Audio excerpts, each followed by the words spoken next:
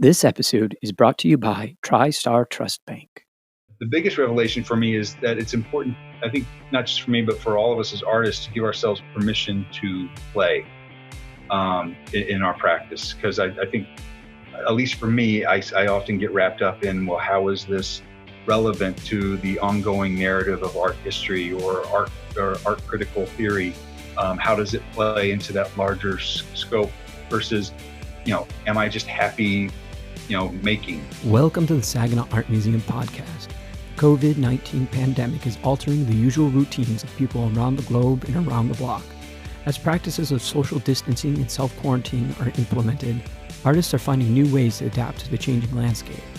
In this series, Art at Home, we have conversation with artists and creative-minded individuals to understand the way these unusual times are impacting lives. Andrew Rieder is making new discoveries about how he can make art during this extended time at home. Finding some inspiration from his 2.5-year-old daughter's exploration of art materials, Rieder himself is starting to loosen his normal, well-designed and planned-out process. We discuss this and the power of being physically present to view a piece of art. This interview was recorded June 4th, 2020. Well, today we have Andrew Rieder with us today on the podcast, and Andrew is an associate professor at Delta College here in Saginaw. And Andrew, I am a little curious about how things are going with your own artwork during this unusual time.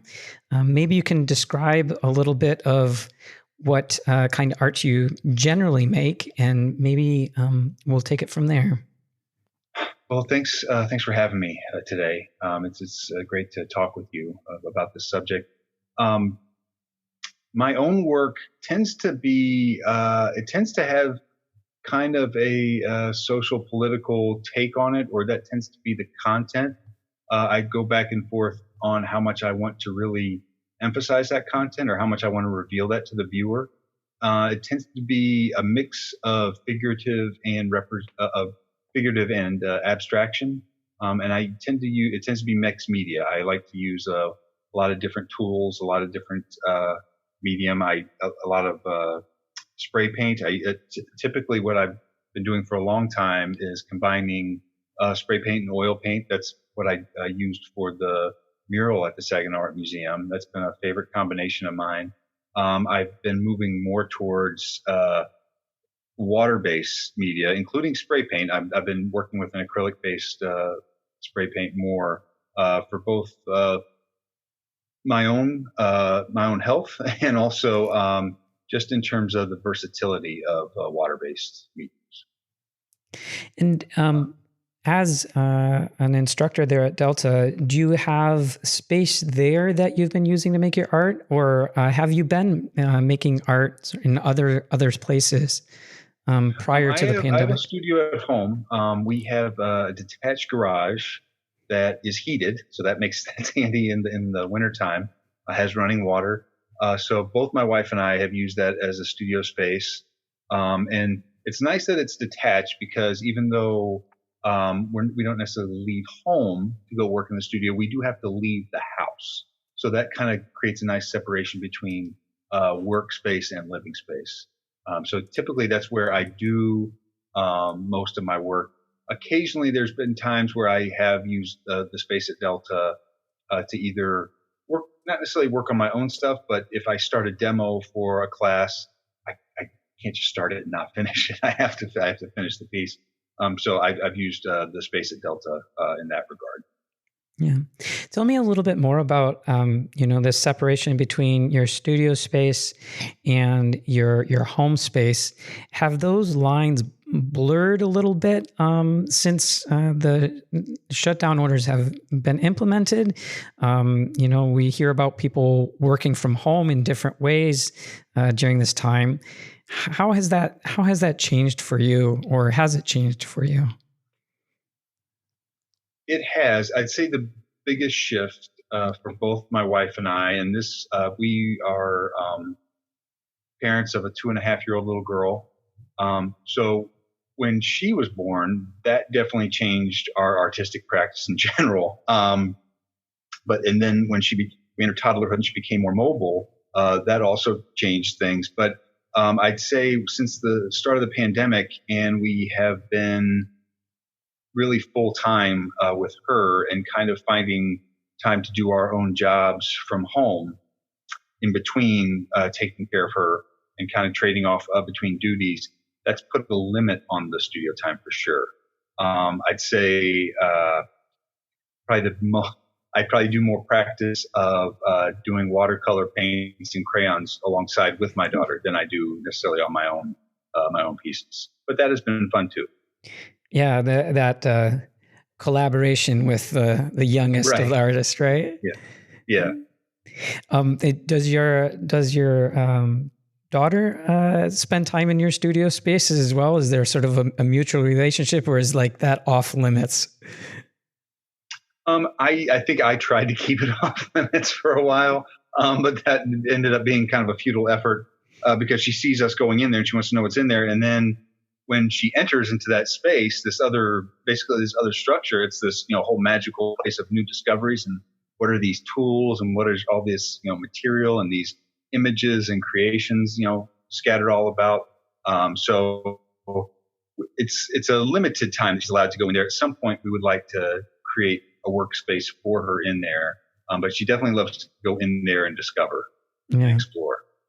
Well, that's a wonderful thing that she has sort of that opportunity to explore art from a very young age. Yeah, right. Tell me a little bit more, or describe, have you found that the art that you're making is a little different now than perhaps when we started? Or are there some projects that you had started previously that you've just sort of continued to be able to work on during this time? So for the most part, that my ideas haven't changed so much. But in terms of my schedule, that has changed, and so I've really had to try to capitalize on, a single hour or a couple hours here and there versus say a larger chunk of time. Something I'd say, in kind of relation to the biggest revelation I've had since this started, and actually it relates to, kind of collaborating with my daughter. I noticed when I kind of let go because I have to and just let myself play along with her with the media, whether it be with watercolor paints or crayons or whatever. There's a lot of kind of serendipitous discoveries that I make, or there's a certain quality to the work that comes out that I haven't seen before or haven't seen in a long time. So I'd say that's been the biggest revelation for me, is that it's important, I think, not just for me, but for all of us as artists, to give ourselves permission to play in our practice. Because I think, at least for me, I often get wrapped up in, well, how is this relevant to the ongoing narrative of art history or art critical theory? How does it play into that larger scope versus, am I just happy, making what I'm making right now? Am I happy in this process and content in this process right now? Almost kind of trying to see it through the scope of my daughter's eyes. Yeah. If that makes any sense. Yeah, I think it does. I think it it sounds like there's a little bit of the relaxing of what's become normal, and that gives you some more freedom to try things, because you're doing, the rest of life is a little bit unusual right now, and it seems like right. your art seems to follow. Can you elaborate on that a little bit more? Maybe give an example of a time where that's happened. Well, I think just in a lot of times when she will be sitting and she'll say, I have to paint, and I can totally relate to that. I just have to paint. So she wants to sit down and paint, and then she'll say, do you want to paint? I said, well, sure, yeah, I'll paint. And then she'll hand me a brush and I'll start painting alongside her. And I'm just kind of going in a more intuitive stream of consciousness type of describing, where I have no idea in mind ahead of time, where that's not typical for me. So to be kind of just impromptu type of just almost like a performative process, and kind of just going with the flow, just kind of letting the process guide me. And it's not quite abstract expressionism, but kind of lends itself more to that than what I normally do. I usually have something much more designed and planned out before I even begin.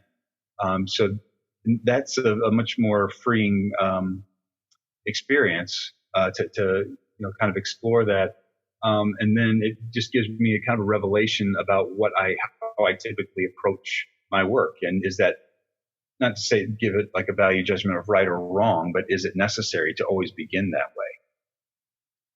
Yeah. Just kind of questioning the process that I have in place. Right. Almost as though, the process is part of the results, and is the process, how does the process change the result?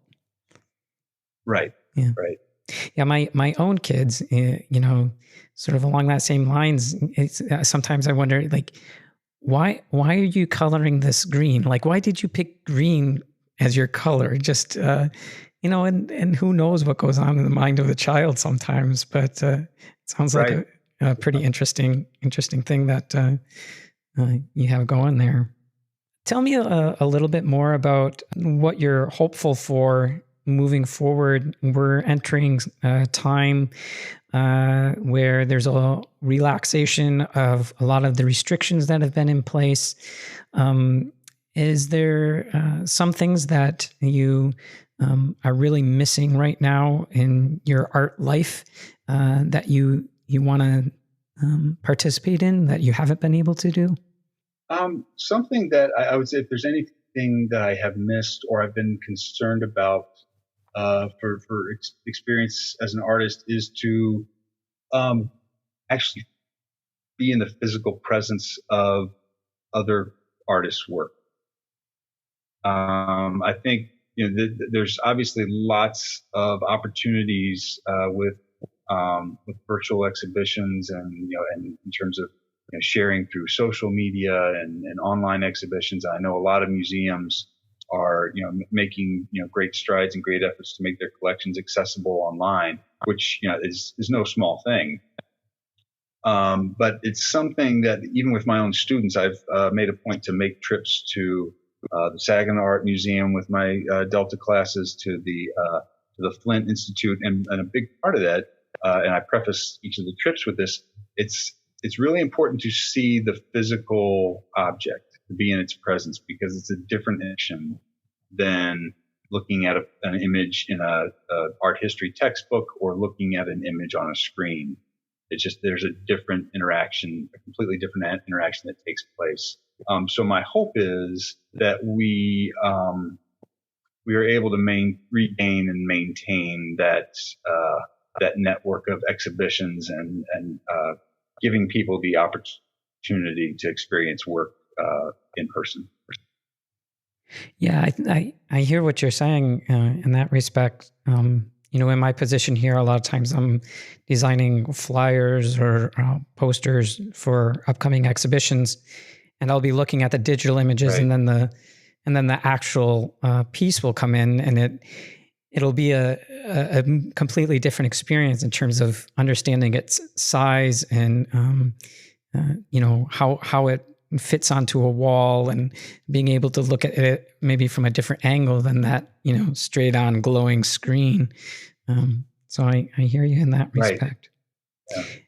Yeah. With sort of the move of things to that screen, to the digital environment, do you feel like some of that has been a source of inspiration at all for what you're doing or what you're seeing other people do? Tell me a little bit more maybe about the role of creativity generally in having that access to visual images. I think it's something that I've kind of wondered about in terms of how it will progress and what it could lead to in terms of imagery and artwork being accessible digitally. I've kind of wondered about a greater democratization of the art world, in terms of if everybody has the ability to, say, self-publish without having to rely on galleries or curators to put their work out there for a view public. How does that change the landscape of the art world, or does it even kind of, in a certain way, create a whole nother entity outside the art world of makers and creative minds that just want to share their work with the public or with each other, and how does that affect collaboration? Does it increase the prospect of collaboration and discovery and just overall inspiration that we can gain from each other? Yeah, it's interesting to think of that sort of in the context of history and art history, how there seems to be this progression of barriers removed from people accessing art from, when there was a time where you had to see things in person. I mean, I'm still young enough to remember when the internet didn't exist. And, even going back further to the Impressionists, how, the salons were the place where you had to see art. And now that's progressively changed. Yeah, for sure. Well, Andrew, do you have any bits of recommendation or thoughts about how our audience might continue to be inspired by art or continue to make art and be creative before I let you go here? I think, I guess the advice, if I could follow my own advice and maybe lend this to everybody, is just, to be kind to yourself and to each other. And let's kind of give all of ourselves a bit of a break. This is unprecedented, what we're all going through, as a human